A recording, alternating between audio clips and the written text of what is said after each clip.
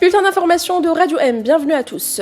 Le 33e anniversaire du 5 octobre 1988 était marqué hier, mardi, par une vague d'arrestations dans plusieurs wilayas. Des dizaines d'activistes et de militants ont été arrêtés dans 70 interpellations opérées dans au moins 11 wilayas à travers le territoire national. Plusieurs de ces personnes arrêtées ont été relâchées par la suite, alors que d'autres ont été placées en garde à vue. L'exemple de l'étudiant Abdel Aïd Saïd et l'activiste Mohamed Ben Aouda, tous deux arrêtés à Alger.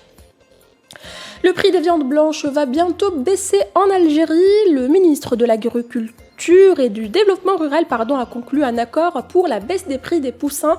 Après la récente flambée des prix des viandes blanches, les producteurs ont convenu de réduire les prix du poussin, ce qui se répercutera sur les prix de la volaille une fois la période de production achevée. C'est ce qu'a annoncé le secrétaire général du ministère, Salah Chouari, dans une déclaration reprise par la radio nationale.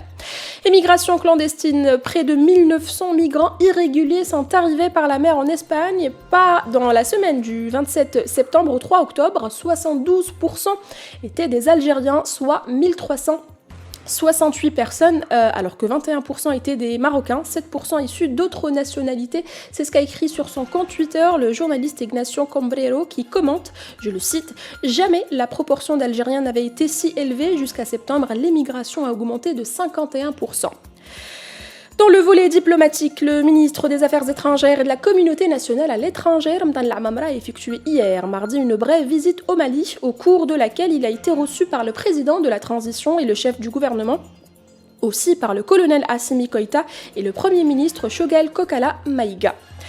Dans le dossier international, le ministère malien des Affaires étrangères a convoqué hier, mardi, l'ambassadeur de France à Bamako, Joël Maillard, pour lui exprimer son mécontentement et son indignation après des commentaires du président français Emmanuel Macron décrits comme inamicaux.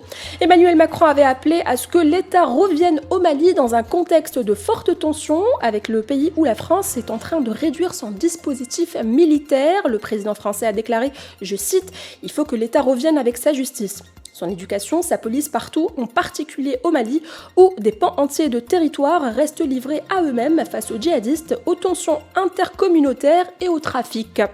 Dans son communiqué, la diplomatie malienne a appelé la France à se concentrer sur l'essentiel, notamment à la lutte contre le terrorisme dans le Sahel. C'était l'essentiel de l'actualité de ce mercredi.